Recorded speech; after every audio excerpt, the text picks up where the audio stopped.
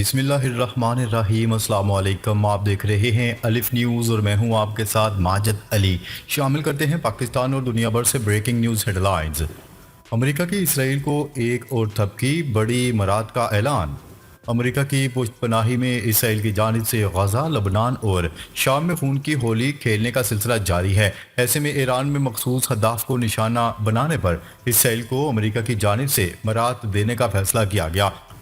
اسرائیلی اخبار کی رپورٹ کے مطابق اسرائیل پر واضح کیا گیا ہے کہ اگر وہ اہداف اے، بی یا سی کو نشانہ بنائے تو امریکہ اسے مراد دے گا۔ رپورٹ کے مطابق اسرائیل پر یہ بھی واضح کر دیا گیا ہے کہ ایران میں قابل قبول اہداف کو نشانہ بنانے پر اسرائیل کو سفارتی تحفظ اور فوجی پیکج بھی دیا جائے گا۔ دوسری جانب حزب اللہ کی جانب سے اسرائیلی ساحلی شہر حیفا کو راکٹوں سے نشانہ بنایا گیا ہے، جس کے نتیجے میں 10 افراد زخمی ہو گئے ہیں۔ اسرائیلی میڈیا کی رپورٹ کے مطابق ان کا کہنا ہے کہ اسرائیلی فضائی دفاعی نظام حیفا پر راکٹ حملہ روکنے میں ناکام رہا۔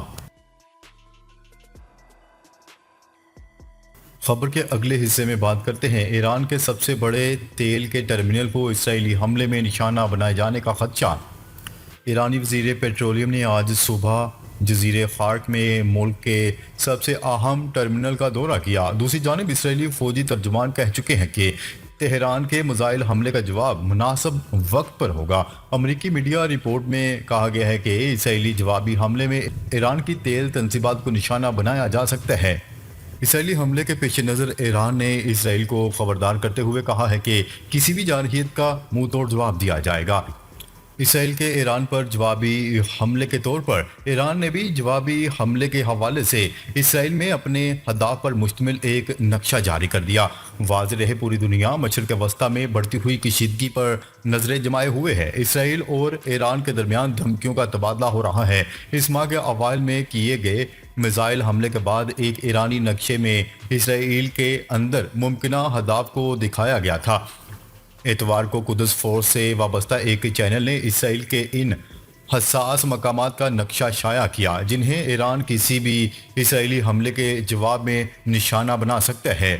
دوسری طرف ایرانی وزیر خارجہ عباس اراغچی نے ہفتے کو دمشق سے اسرائیل کو خبردار کرتے ہوئے کہا تھا کہ ان کے ملک کے خلاف کسی بھی جارحیت کا مضبوط جواب دیا جائے گا۔ ہر عمل کے لیے ایران کی طرف سے متناسب اور اسی طرح یا شاید اس سے بھی زیادہ مضبوط رد عمل آئے گا۔ دیری انسا ایک اسرائیلی فوجی اہلکار نے تصدیق کرتے ہوئے کہا ہے کہ تل ابیب ایران کو سخت جواب دینے کی تیاری کر رہا ہے۔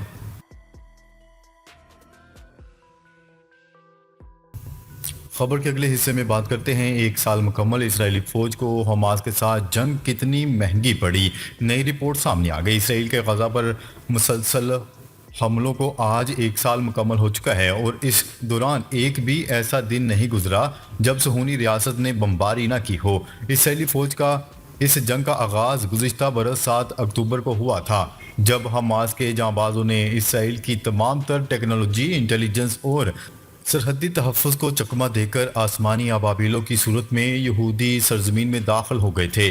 حماس کے جانبازوں نے پیراشوٹ کے ذریعے سرحد عبور کی اور پھر موٹر سائیکلوں پر اسرائیلی فوج کی تنصیبات تک پہنچے مقابلہ کیا، جس میں 1500 سے زائد اسرائیلی مارے گئے جبکہ 250 افسران اور اہلکاروں کو یرغمالی بنا لیا گیا، جس کے بعد اسرائیل نے غزہ پر وحشیانہ بمباری شروع کر دی۔ تاہم حماس کے حوصلے پست نہ کر سکا۔ 27 اکتوبر کو اپنی بڑی فوج کو غزہ میں داخل کر دیا، لیکن وہاں بھی اسرائیلی فوج کو مزاحمت کا سامنا کرنا پڑا۔ جنگ کا ایک سال مکمل ہونے پر اسرائیلی فوج کی جانب سے جاری اعداد و شمار سے پتہ چلتا ہے کہ اس جنگ میں صہیونی ریاست کے 728 فوجی مارے گئے اور 5000 کے قریب زخمی ہوئے۔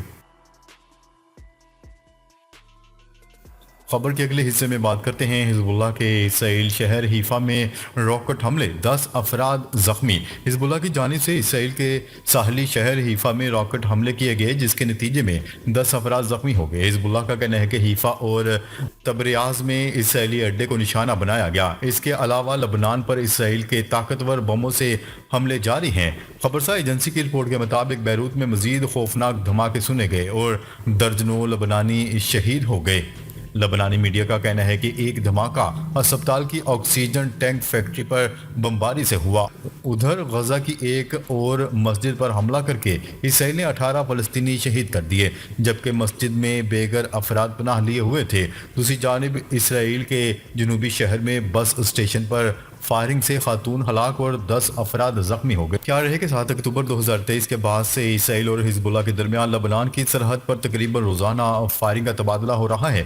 لبنانی وزارت صحت کے مطابق اس کے بعد سے تقریباً 2000 افراد لبنان میں جام حق ہو چکے ہیں، جن میں سے زیادہ تر 23 ستمبر کے بعد سے جام حق ہوئے۔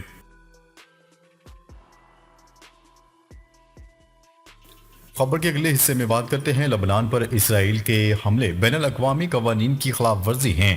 اقوام متحدہ کے پناہ گزینوں کے ادارے کے سربراہ نے صہیونی حکومت کے جرائم کی مذمت کیے بغیر کہا کہ لبنان پر اسرائیل کے حملے بین الاقوامی قوانین کی خلاف ورزی ہیں۔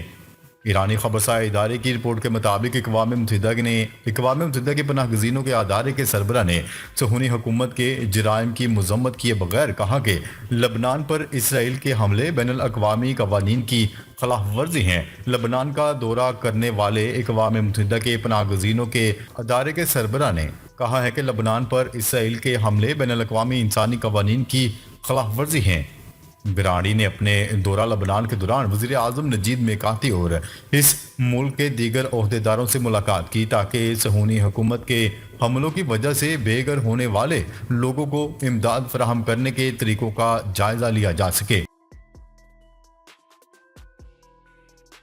خبر کے اگلے حصے میں بات کرتے ہیں ایران نے فضائی سفر پر عائد پابندی ختم کر دی۔ ایران نے ملک بھر میں فضائی سفر پر تمام عائد کردہ پابندیاں ختم کر دی۔ غیر ملکی خبرساں ادارے کی رپورٹ کے مطابق ایران نے صورتحال معمول پر آنے کے بعد فضائی سفر پر عائد پابندیوں کو ختم کر دیا ہے۔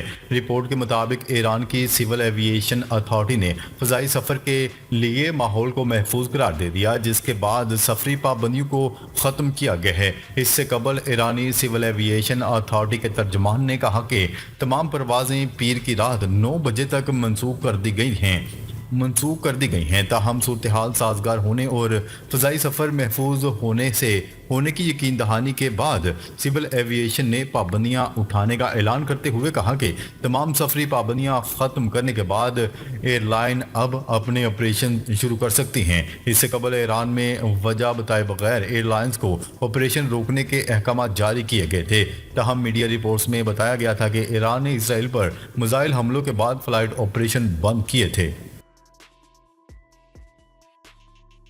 خبر کے اگلے حصے میں بات کرتے ہیں غزہ پر حملے کا 1 سال مکمل، اسرائیلی طیاروں نے 40,000 ہداف کو نشانہ بنایا۔ الجزیرہ ٹی وی کی رپورٹ کے مطابق اسرائیلی حملوں میں اب تک 41,800 سے زائد فلسطینی شہید جبکہ 97,000 سے زائد زخمی ہو چکے ہیں۔ 1150 ورکرز اور 174 صحافی بھی شہداء میں شامل ہیں۔ غیر ملکی خبرساں ایجنسی روئٹرز کی رپورٹ کے مطابق غزہ میں اسرائیلی حملوں میں 810 مساجد کو شہید کیا گیا، اس کے علاوہ 800 اسکول بھی تباہ کر دیے گئے۔ فلسطینی وزارت صحت کا کہنا ہے کہ غزہ میں تقریباً 10,000 لاشیں ابھی تک ملبے تلے دبی ہوئی ہیں، جبکہ اقوام متحدہ کا کہنا ہے کہ غزہ ملبے کے ڈھیر میں تبدیل ہو چکا ہے۔ ملبہ ہٹانے کا کام مکمل ہونے میں تقریباً 14 سال سے زیادہ کا عرصہ لگ سکتا ہے۔ خبر کے اگلے حصے میں بات کرتے ہیں سیکیورٹی خدشات، اڈیالہ جیل میں عمران خان سمیت دیگر قیدیوں کی ملاقاتوں پر پابندی۔